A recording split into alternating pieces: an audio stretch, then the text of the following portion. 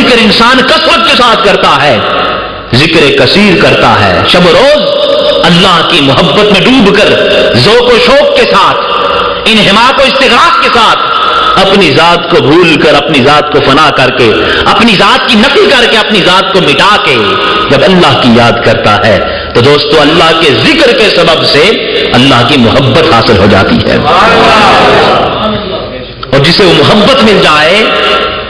پھر اس کی بات آگے بڑھتی ہے۔ محبت کے لیے ذکر شرط ہوا، یہ ایک بنیادی اصول ذہن میں رکھیں، محبت کے لیے ذکر۔ اب ذکر کی کثرت جو ہم دیکھیں نا صوفیاء کے ماحول میں جاتے ہیں، وہ ذکر کی کثرت کی بات کرتے ہیں، قلب میں ذکر کیجئے، اس میں ذات کے اللہ کے ذکر کی ضربیں لگائے، تو یہ کثرت ذکر اللہ سے محبت کا ہمارا رابطہ بحال کر دیتی ہے،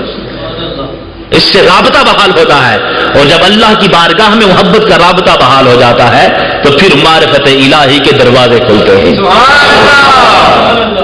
یہ ترتیب آپ ذہن میں رکھ لیں، اس سے بات آگے جو عنوان ہم نے چڑھا اس کو سمجھنے میں مدد ملے گی۔ اس کو سمجھنے میں کیا ہم نے کہا؟ محبت کے لیے ذکر، محبت کے لیے ذکر، اور جب ذکر کی ضربوں سے محبت ملے گی تو معرفت کے دریچے کھل جائیں گے،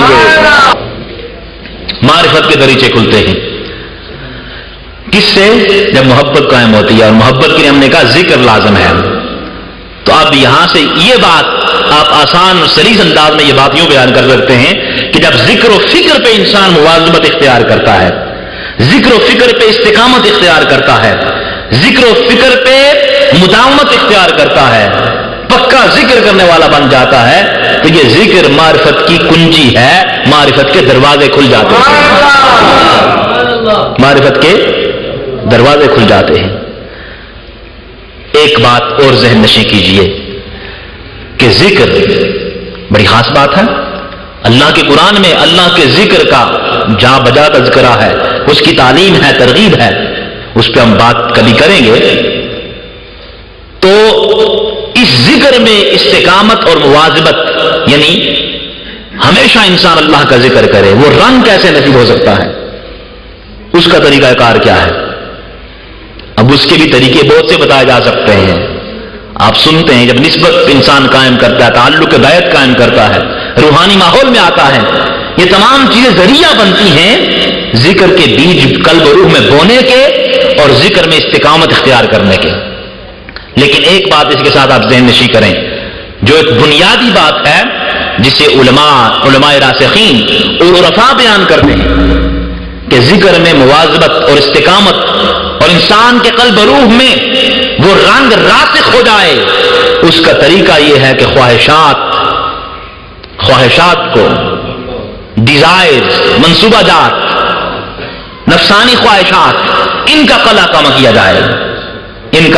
ان کی جڑوں کو قلب و روح سے نکالا جائے۔ دل سے خواہشات کی جڑ کو نکال پھینکنا یہ ذکر و فکر کی راہ پر استقامت کا سبب بن جاتی ہے۔ خواہشات کا قلع کم کرنا،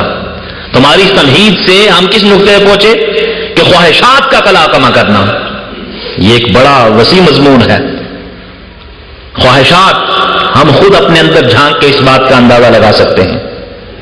کہ کس قدر مادیت کی الغار ہے اور کس قدر لوگ مادیت زدہ ہو چکے ہیں۔ یہ مادی تعلقات، نفسانی تعلقات، شیطانیت کا غلبہ، یہ تمام چیزیں ان کے دائرے سے نکلنا اور خواہشات کی زنجیروں کو توڑ دینا، یہ چیز اللہ کے ذکر پر استقامت اختیار کرتی ہے، اور جو اس کو استقامت اللہ کے ذکر میں مل جائے اس پر معرفت کے دروازے کھل جایا کرتے ہیں۔ تو خواہشات کا قلع کما کرنا، یہ ہمارے سامنے ایک نقطہ آیا جو انتہائی قابل توجہ ہے، خواہشات کا قلع کما کرنا۔ اور امام غزالی رحمت اللہ علیہ احیاء العلوم میں آپ رقم تراز ہیں، آپ فرماتے ہیں کہ خواہشات کے قلع کما کرنے کے لیے، خواہشات کی جڑ کو دل سے نکال پھینکنے کے لیے، اور وہ جتنے انسان اپنے اندر بت سجاتا ہے خواہشات کے، ماں سوا کے،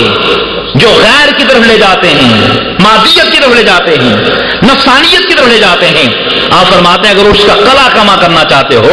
ان بتوں کو پاش کرنا چاہتے ہو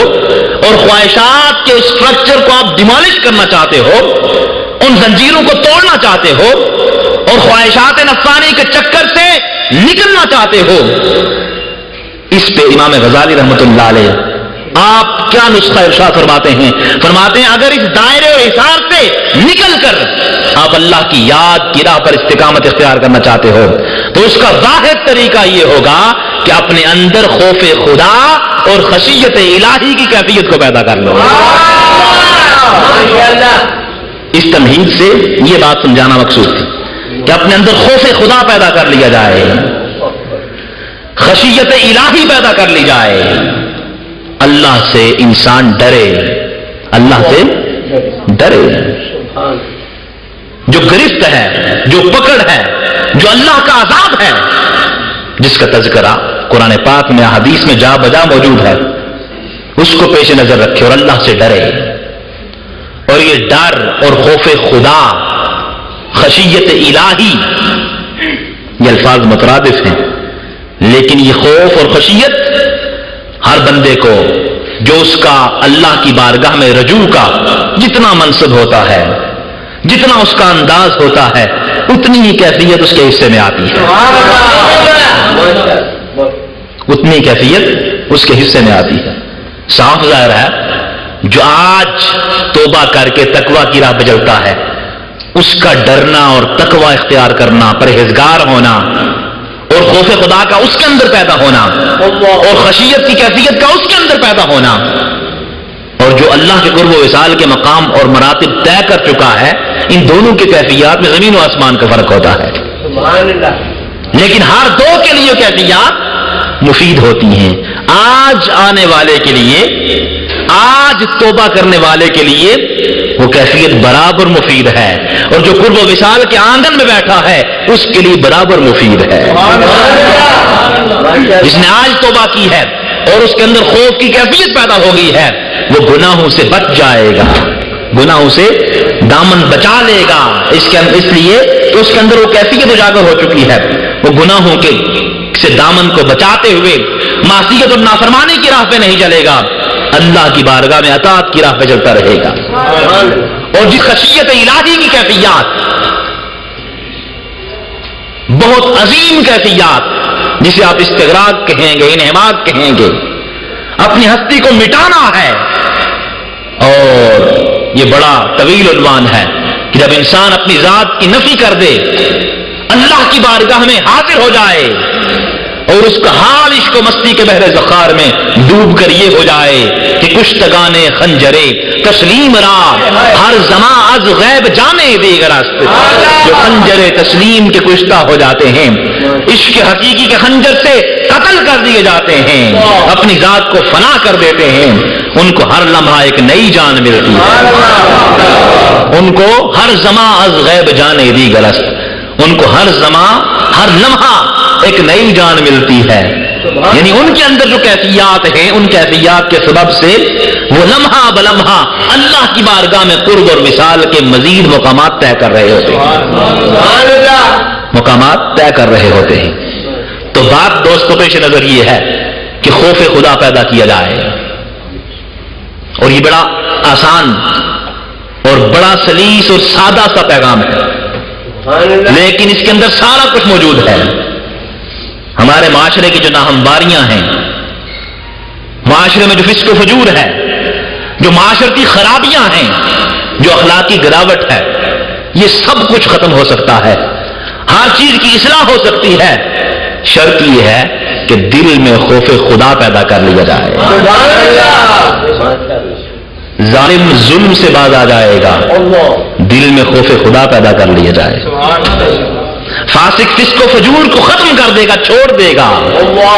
اگر دل میں خوف پیدا ہو جائے۔ یہ کرپٹ ہے، کرپشن کر رہا ہے، کرپشن کو ترک کر دے گا، بشرطے کہ اس کو اس بات کا احساس ہو جائے کہ یہ بددیانتی جو میں کر رہا ہوں اس کی پکڑ کیا ہے، وہ خوف پیدا ہو جائے جب دوستو، وہ خوف کی کیفیت اس کو گناہ سے بچا لے گی اور اطاعت کی راہ پہ چلا دے گی، بددیانتی ختم ہو سکتی ہے، خیانت ختم ہو سکتی ہے، ناانصافی ختم ہو سکتی ہے، جہالت ختم ہو سکتی ہے، معاشرے کی ناہمواریاں ختم ہو سکتی ہیں، ہر چیز کی اصلاح ممکن ہے، بشرطے کہ خوف خدا، خشیت الہی کی کیفیت اپنے قلب اور روح میں جاگزین کر لی جائے۔